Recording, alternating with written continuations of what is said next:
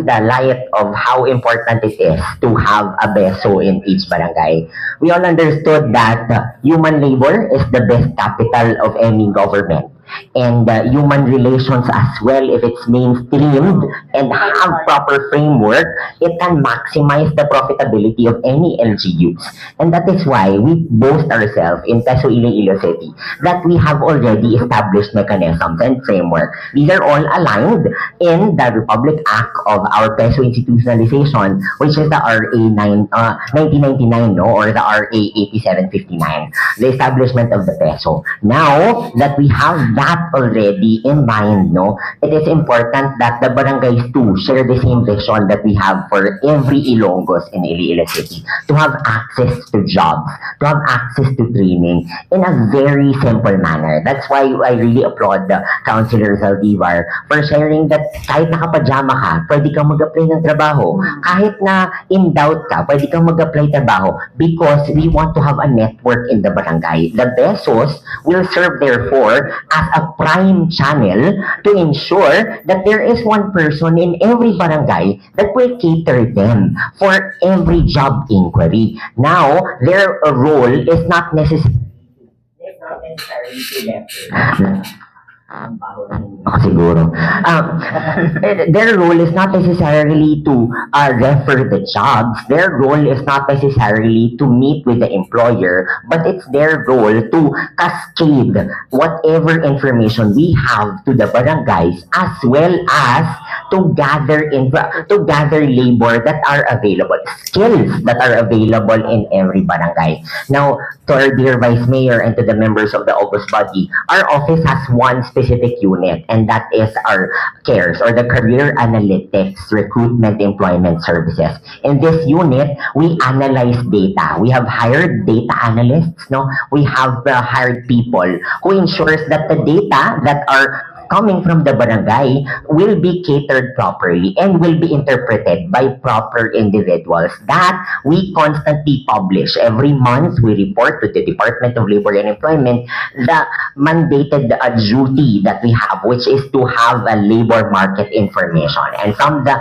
monthly labor market information, then we also give a labor market analysis every 3 months. We just posted it in our Facebook, all of our labor activities. Now, with the help of our Besos, this will ensure that the picture that we paint in Iloilo City is a clearer picture, not the one that we just cherry pick. So, with the availability of Besos, with the availability of the barangay focals, this will really make our data valid and reliable. And with the query of the good gentleman, Councilor Sarabia, if we would want to align ourselves with the city budget, that is really welcome. Howsoever, I think we understand that there is some constraints in that certain manner. That's why we still are amendable to honorarium basis lang muna. Because this is actually established already. May mga barangays naman ng mga Besos through a barangay resolution. Kaso nga lang, we also do not have honorarium for them. So with this institution, with this ordinance, we hope to encourage the barangay to allocate honorarium or to allocate resources that will allow really the better performance. Kasi yung mga barangay employment service officers natin for now are secretaries. So medyo overworked na po sila sa mga duties and responsibilities nila. Having one separate person to handle, Madam Chair, and to the August body, yung office namin reports to 5 national government agencies. And these are DOLE, TESDA, OWA, DMW, Department of Migrant Workers, and Overseas Filipino Welfare Commission. No? So these 5 national government agencies are downloaded to our office, and as well as we download this also to the different barangays. And with having a separate person to handle it, it would really be helpful for painting the proper labor picture in Iloilo City. I rest my case. Thank you very much, everyone. Okay, thank you. Thank you, Gab. I'm sorry, I'm not allowed to rest pala. Yes, Councilor Salabia. Yes, Madam Chair. No, I appreciate the clarifications of our PESO manager.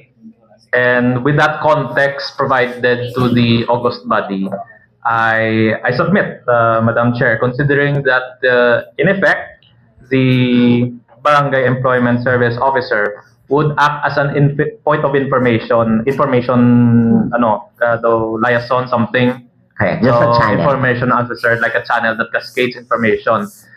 Considering that the gravity of the responsibilities in view of the context provided, Madam Chair, it's quite lighter than what I had expected of this PESO officer. No?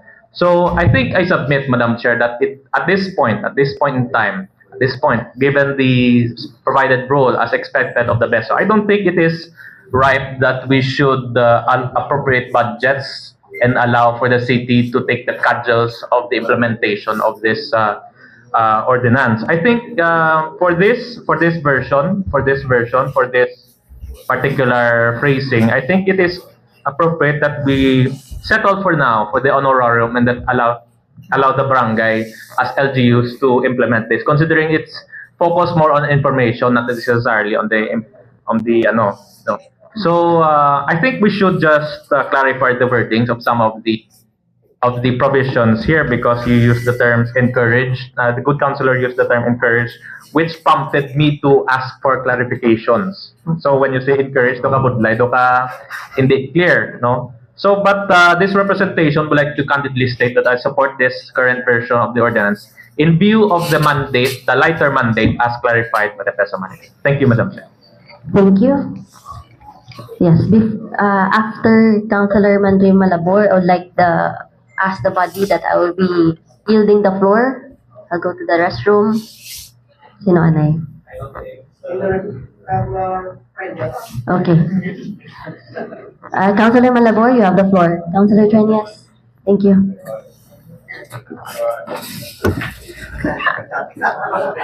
Councilor Malabor, you can proceed. Mr. Chair, members of this august body, good morning. I just have one question and suggestion to the proponent. My question is, I'll address this. No, either the proponent or our PESO officer can answer. I would like this representation would like to ask if the PESO maintains a list of workers or skilled workers in our barangays. Yeah, to answer that, sir, yes. We have what we call the National Skills Registry Program. So every month, the barangay submits as the skills are available for each barangay. What I mean is, do we have a record of, for example, electricians, plumbers, Yes.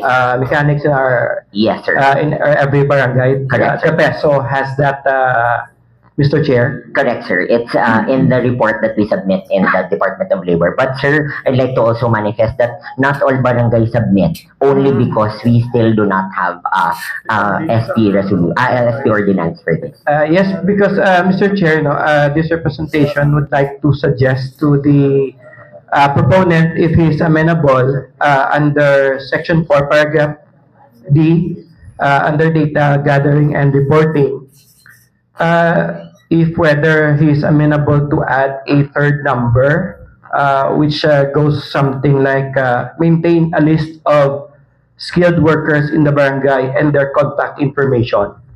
Okay, my point to this is, kung nag-start ako sa barangay, Mr. Chair, kung kapangita ako plumber or panday, so I will just go to the PESO officer and ask if there is someone like that in our barangay or the neighboring barangay, so that I will not have difficulties in looking elsewhere. So that's my point, Mr. Chair. No? So if the proponent is amenable to my suggestion. To the proponent, are you amenable, Councilor Saldivar? Excuse me, everyone. I yield the floor to Vice Mayor Baronda.